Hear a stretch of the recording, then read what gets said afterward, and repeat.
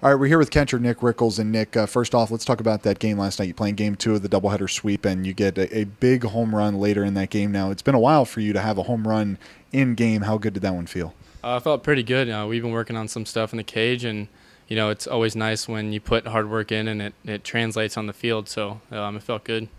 Being out of game action for some extended time for you, how hard is it to get that timing back, and how long does it take to get that game timing back? I would say, it's more of a mental grind, but our pitching staff has been awesome with letting me stand in for their bullpen work, and, Spencer and J-Roll have been awesome with, catching and letting me stand in there and get my timing back, and it's getting repetition, I guess. So, them allowing me to get that repetition has kept me in what I would consider, playing shape, and it's obviously translated to yesterday.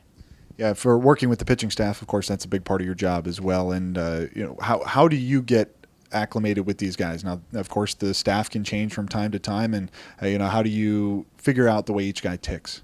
Being this my first year with the Nationals, spring training was huge for me, getting to know the guys. And to be honest with you, not being active in the first half of the year, being down in the bullpen allowed me to have a lot of conversation with the guys, and catching some of the bullpens a couple days before their start, and just being able to have the conversation with them, strengths, weaknesses, what to do in certain situations. I think having that conversation has allowed me to translate that into the game as well. So it almost really wasn't, we didn't miss a beat.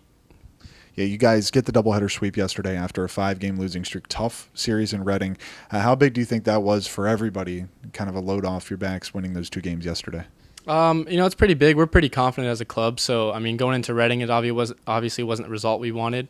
But then coming here and getting, winning 2 games in general back-to-back is tough, but having 2 in the same game, we had great pitching, great hitting, and it was, it's definitely something we needed coming off of the road trip. All right, that's catcher Nick Rickles. Thanks, Nick.